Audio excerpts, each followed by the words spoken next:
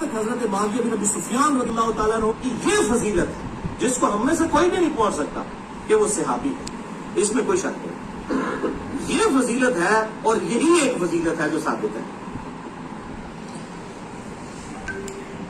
السلام علیکم ناظرین، آپ نے حضرت کا بیان سنا کہ حضرت امیر معاویہ کی صرف ایک ہی فضیلت ثابت ہے اور وہ یہ کہ وہ صحابی رسول ہیں.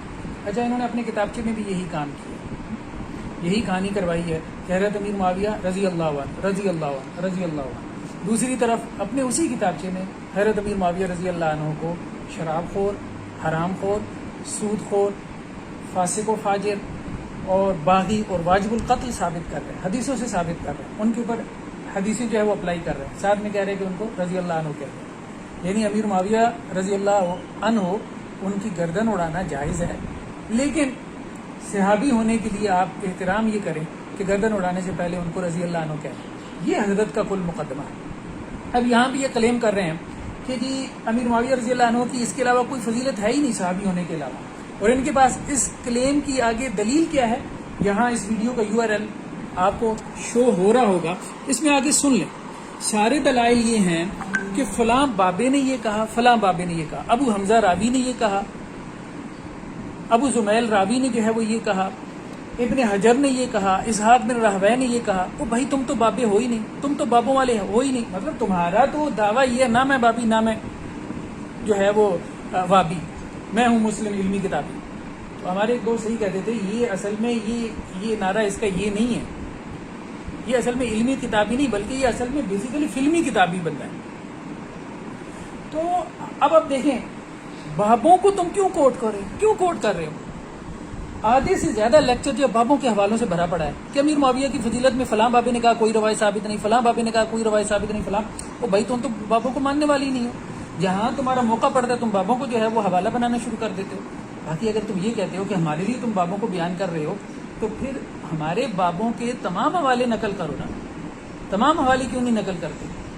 اور پھر جب حدیثیں موجود ہیں حضرت امیر معاویہ رضی اللہ عنہ کی صحیح فضیلت میں، ان حدیثوں کو چھوڑ کے تم بابوں کو نقل کر رہے ہو. ایک طرف سے تم نعرہ لگاتے ہو کہ جی تم جو ہے وہ صحیح حدیث کے مقابلے میں بابوں کے قول کو قبول نہیں کرتے، اور یہاں تم بابوں کو نقل کر رہے ہو صحیح حدیثوں کو چھوڑ کے. یہ ذرا روایت دکھائیں. سنن ترمذی کی یہ روایت ہے، یہ ذرا دیکھیں جی. یہ آن لائن میں نے کھولا ہوا، اس کو muhaddis.com کے اوپر آپ جائیں، ٹھیک ہے. یہ سنن ترمذی کی روایت ہے، اس کو علامہ البانی نے صحیح کہا ہوا ہے. حکم الالبانی کیا ہے اس کے اوپر کہ یہ حدیث صحیح ہے، ٹھیک ہے. تو اللہ کے رسول نے حضرت امیر معاویہ کے بارے میں کیا کہا؟ اللہ کے رسول نے کہا اللہم اجعلہ ہادیا مہدیا واہد بہ، یا اللہ آپ امیر معاویہ کو ہادی اور مہدی بنا دیں. ہادی خود ہدایت یافتہ یعنی ہدایت دینے والا، ہادی ہدایت دینے والا، مہدی جس کو ہدایت دی گئی، اور یا اللہ ان کے ذریعے خلق خدا کو ہدایت دیں. وہدی بھی امام ترمذی کہتے ہیں یہ حدیث حسن غریب ہے.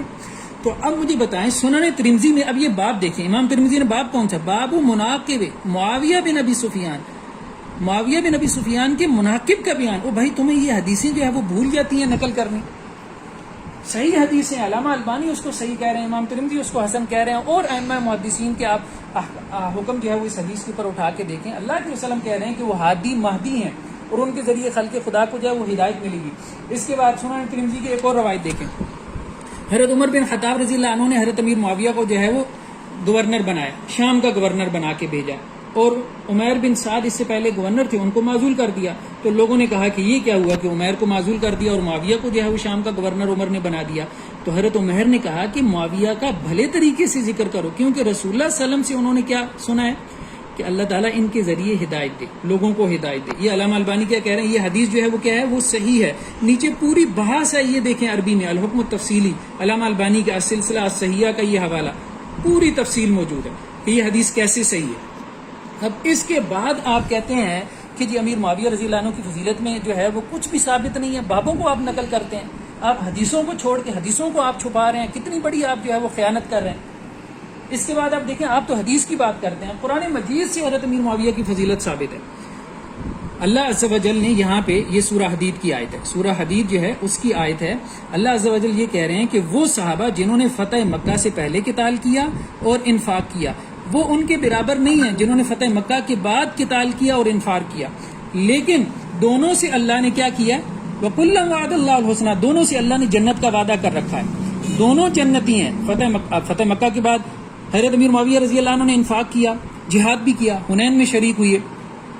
تو اب مجھے یہ بتائیں کہ حضرت امیر معاویہ رضی اللہ تعالیٰ عنہ کی فضیلت تو قرآن مجید سے ثابت ہو رہی ہے، اور آپ یہ کہہ رہے ہیں کہ ان کی فضیلت میں کوئی روایت ثابت نہیں ہے، ان کا جنتی ہونا قرآن مجید سے ثابت ہو رہا ہے۔ پھر آپ دیکھیں یہاں پہ یہ سورہ توبہ کی آیت دکھائیں گے۔ سورہ توبہ میں اللہ تعالیٰ یہ کہہ رہے ہیں والسابقون الاولون من المہاجرین والانصار، دو طبقے ہیں صحابہ میں، ایک مہاجرین اور انصار ہیں جنہوں نے ہجرت کی مکہ کی طرف، اور انصار، پھر والذین اتبعوہم بإحسان، پھر جنہوں نے ان کی پیروی کی، جنہوں نے ان مہاجرین اور انصار کی پیروی کی۔ تو گویا صحابہ میں دو درجات ہیں، ایک مہاجرین اور انصار ہیں، ٹھیک ہے، یہ سابقون الاولون ہیں، پھر ان کی پیروی کرنے والے، تو سابقون الاولون یہ سینئر صحابہ ہیں، اور ان کی پیروی کرنے والے جونیئر صحابہ ہیں۔ اب جونیئر صحابہ بھی جو ہے وہ مہاجرین میں بھی ہیں، انصار میں بھی ہیں، ٹھیک ہے۔ تو فتح مکہ سے پہلے والے سینئر صحابہ ہیں، فتح مکہ کے بعد والے جونیئر صحابہ ہیں۔ دونوں سے اللہ تعالیٰ نے کیا وعدہ کر رکھا ہے کہ اللہ تعالیٰ ان سے راضی ہے، رضی اللہ عنہ ورضوا عنہ، اور دونوں سے اللہ نے جنت کا وعدہ کر رکھا ہے، دونوں سے اللہ نے جنت کا وعدہ کر رکھا ہے۔ تو حضرت امیر معاویہ رضی اللہ عنہ جو ہے وہ صحابہ میں شامل ہے، ان صحابہ میں جنہوں نے فتح مکہ کے بعد حضرت امیر معاویہ رضی اللہ تعالی عنہ نے جو ہے وہ ہجرت بھی کی ہے۔ تو ٹھیک ہے، لا ہجرت بعد الفتح ہے، فتح مکہ کے بعد ہجرت جو ہے وہ لازم نہیں ہے، فرض نہیں ہے، لیکن فتح مکہ کے بعد بھی لوگوں نے جو ہے وہ مدینہ کی طرف ہجرت کی ہے۔ تو اس طرح سے کچھ انصار ایسے ہیں جو جونیئر ہیں، کچھ مہاجرین ایسے ہیں جو جونیئر ہیں۔ تو حضرت امیر معاویہ بھی ان جونیئر صحابہ میں سے ہیں جو مہاجرین میں سے ہیں، ٹھیک ہے، جن کا ذکر یہاں پہ آ رہا ہے والذین اتبعوہم بإحسان، جنہوں نے ان سینئر کی جو ہے وہ پیروی کی اور اتباع کی۔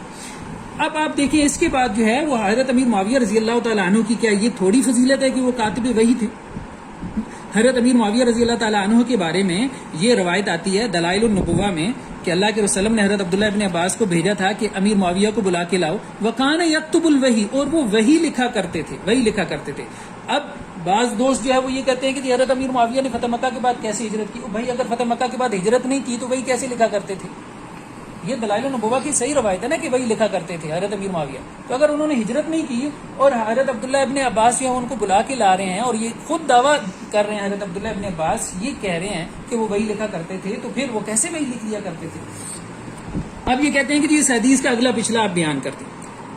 علماء جو اس حدیث کا اگلا پچھلا جو ہے چھپا دیتے ہیں، وہ دیکھیں جی صحیح مسلم کی روایت ہے، حضرت عبداللہ ابن عباس کہتے ہیں کہ میں جو ہے وہ کھیل رہا تھا لڑکوں کے ساتھ، تو اللہ کے رسول نے کہا کہ معاویہ کو بلا کے لاؤ، تو میں معاویہ کو جو ہے وہ بلا کے لایا، اور درمیان میں یہ بات ہے کہ وہ کھانا کھا رہے تھے، تو اللہ کے رسول صلی اللہ علیہ وسلم نے کہا کہ ان کو بلا کے لاؤ، تو دوبارہ کہا، تو وہ پھر جب دوبارہ گئے تو کہا کہ جی وہ کھانا کھا رہے ہیں، تو اللہ کے رسول نے کیا کہا کہ بھائی اس کا پیٹ نہ بھرے۔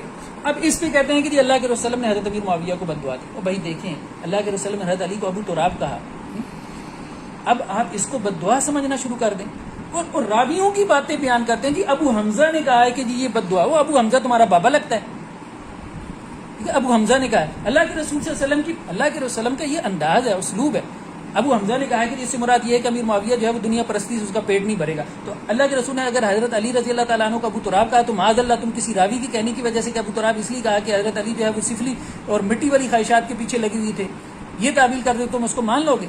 حضرت ابو ہریرہ جو ہے ان کا نام اللہ کے رسول نے ابو ہریرہ کہا ہے، تو مطلب تم یہ باتیں کرنا شروع کر دو کہ تو ہر وقت کھیل تماشے میں لگے رہتے تھے، بلیوں سے کھیلتے رہتے تھے۔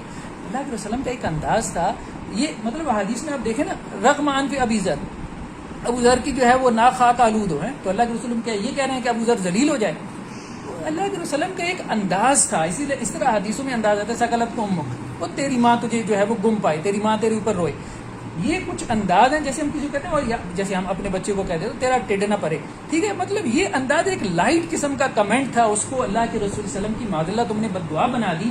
اس پہ اب آپ دیکھو یہاں پہ صحیح مسلم میں باب کیا باندھا ہوا ہے، اس باب کے اوپر یہ آپ غور کر لیں، یہ باب کیا ہے کہ اللہ کے رسول صلی اللہ علیہ وسلم یہ کہہ رہے ہیں کہ جس کو میں نے برا بلا کہا ہو، جس کے خلاف میں نے بد دعا کی ہو اور وہ اس کا مستحق نہ ہو تو اس کو اس کا اجر ملے گا۔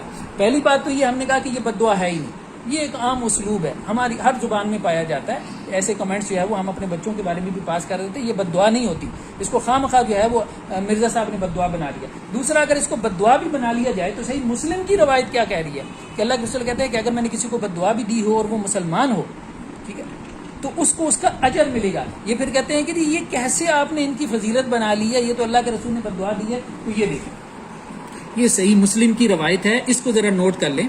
یہ صحیح مسلم کی جو روایت ہے، اب اس میں اللہ کے رسول کے پاس جو ہے وہ دو لوگ آئے. اللہ کے رسول صلی اللہ علیہ وسلم کو انہوں نے ناراض کر دیا، تو آپ صلی اللہ علیہ وسلم نے ان پہ لعنت کی اور ان کو برا بھلا کہا. جب وہ چلے گئے تو حضرت عائشہ رضی اللہ عنہ نے کہا کہ اللہ کے رسول ان کی تو خیر نہیں. اللہ کے رسول نے کہا کیا ہوا؟ تو حضرت عائشہ نے کہا آپ نے تو ان کو لعن طعن کیا ہے. تو اللہ کے رسول نے فرمایا کہ عائشہ تجھے علم نہیں کہ میں نے اپنے رب سے ایک شرط باندھی ہوئی؟ تو حضرت عائشہ نے کہا کیا شرط باندھی؟ تو اللہ کے رسول نے فرمایا کہ فَأَيُّ الْمُسْلِمِينَ لَأَنْتُهُ أَوْ سَبَبْتُهُ، میں نے اللہ سے یہ شرط باندھی ہوئی کہ اللہ تعالیٰ بشری تقاضی کی وجہ سے اگر میں کسی بھی مسلمان کو، امیر معاویہ مسلمان نہیں ہے کیا، کسی بھی مسلمان کو اگر میں اس کے اوپر لعنت کر دوں یا اس کو برا بھلا کہوں تو یا اللہ اس کا اجر بڑھا دینا، اس کے گناہوں کو معاف کر دینا. ٹھیک ہے، تو صحیح مسلم کے اوپر یہی تو چیپٹر، یہی تو باب باندھا ہے امام نبوی رحمہ اللہ علیہ نے. ٹھیک ہے، تو اب آپ دیکھیں کہ یہ صاحب کہتے ہیں کہ جی حدیثیں چھپاتے ہیں. حدیثیں ہم کہاں چھپاتے ہیں بھائی؟ ہم لوگوں نے تو سافٹ ویئر بنائے ہیں، آن لائن ساری حدیثیں جو ہے وہ کر رکھی ہیں.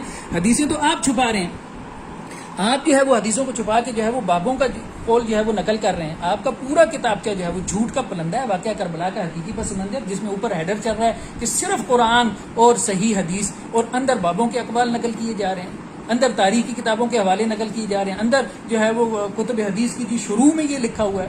بھائی کوئی شرم اور کوئی حیا ہونی چاہیے. نعرہ یہ ہے کہ نہ میں بابی، میں ہوں مسلم علمی کتابی، اور صحیح حدیثوں کو چھوڑ کے ایک بندہ بابوں کو نقل کرنا شروع کر دے کسی مسئلے میں، تو وہ علمی کتابی ہوگا یا وہ فلمی کتابی ہوگا. السلام علیکم ورحمۃ اللہ.